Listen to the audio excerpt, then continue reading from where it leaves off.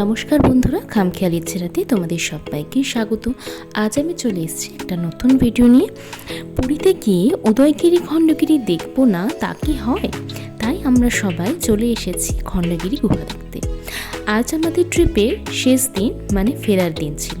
তাই আমরা সবাই বাসে করে চলে এসেছি এই খণ্ডগিরি গুহা দেখতে। দেখো, এই গুহাটা কিন্তু এর মধ্যে না অনেকগুলো গুহা রয়েছে। এই খণ্ডগিরি আর উদয়গিরি পাহাড় দুটো একদম রাস্তার এদিক আর ওদিক, দুটো একদম পাশাপাশি অবস্থিত।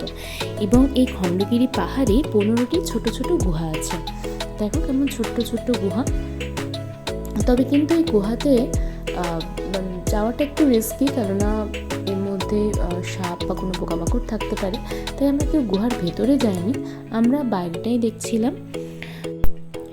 উদয়গিরি ও খণ্ডগিরি গুহা হলো কিছুটা প্রাকৃতিক এবং কিছুটা কৃত্রিমভাবে সৃষ্ট কতগুলি গুহার সমষ্টি, যার প্রত্নতাত্ত্বিক, ঐতিহাসিক এবং ধর্মীয় দিক থেকে বিশেষ গুরুত্ব রয়েছে।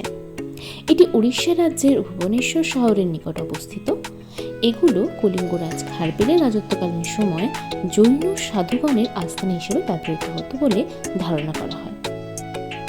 দেখো, এখানে কত ছোট ছোট পাথরে যে পাহাড় রয়েছে।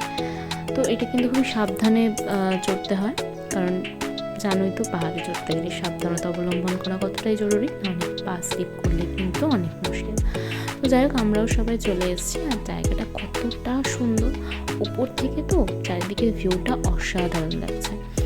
তো এর উপরে না অনেকগুলো মন্দির আছে, তাই সেই মন্দিরে ওঠার জন্য এখানে পা ধুয়ে উঠতে হবে এবং অবশ্যই খালি পায়ে। এবং এই পা ধোয়ার জন্য 5 টাকা করে দিতে হচ্ছিল। তো আরেকটা কথা তোমাদেরকে বলে রাখি, এই খণ্ডগিরি দেখতে কিন্তু কোনো টিকিট কাটতে হয় না। তবে উদয়গিরিতে যেতে গেলে টিকিট কাটতে হয়। ওখানে সম্ভবত 45 টাকা করে নেয়। আর 14 বছরের নিচে যারা, তাদের কোনো টিকিট কাটতে হয় না। এবং যারা অন্যান্য ভারতীয় যারা, তাদের 35 টাকা নেয়। এবং অন্যান্য দেশ থেকে কেউ এলে সেখানে তাদের 300 টাকা মতো নেয়। তো আমরা চলে এসেছি। উপরে দেখো কত মন্দির আছে, আর এগুলো সম্ভবত জৈন তীর্থঙ্করদেরই মন্দির। এখানে উপরে 5খানা মতো মন্দির আছে। তো জায়গাটা সত্যি খুবই সুন্দর, তোমরা চাইলে এসে ঘুরে যেতে পারো এবং অনেকেই হয়তো ঘুরে গেছো।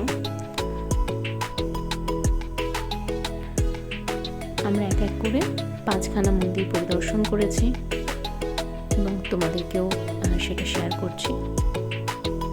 জাস্ট দেখো, এটা কিন্তু একদম পাহাড়ের উপরে অবস্থিত এবং এখান থেকে আশেপাশের ভিউটা না অসাধারণ অসাধারণ লাগছিল।